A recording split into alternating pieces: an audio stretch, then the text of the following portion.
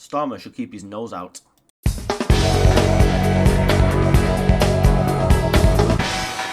I know he's the Prime Minister, fine, but I tell you what, he wants to keep his nose out of world affairs, because it's one thing sitting on the fence in this country when you're trying to run a general election campaign and trying to say absolutely nothing, but that is not going to work when you're dealing with a tinderbox like the Middle East. Take a look at this clip.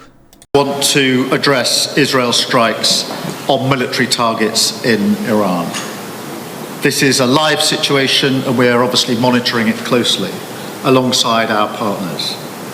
I am clear that Israel has the right to defend itself against Iranian aggression.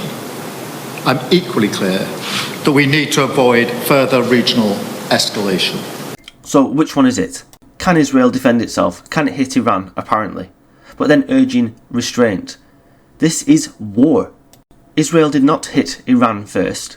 Iran is annoyed because its proxies have all but been wiped out now. And Israel was hit very heavily, as we know, only a few weeks ago by the Iranian regime. An Iranian regime that is very close, apparently, to having its very first nuclear weapon. However, no senior commanders were hit, no senior leaders of Iran were hit, and no oil targets were hit. So it seems that the Americans did some sort of a deal where Israel could of course retaliate to show strength to the world. You've got to do that to save face. They would have retaliated anyway without the Americans say so. But they have actually shown restraint in the targets that they've hit. The best thing for the Middle East is that Starmer keeps his mouth shut. His sitting on the fence diplomacy is not going to help anybody.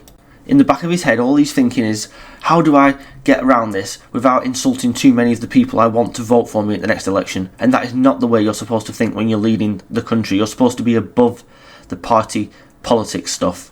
But this is what happens when you vote in an inept Prime Minister who is devoid of any charm, personality, or understanding of world affairs.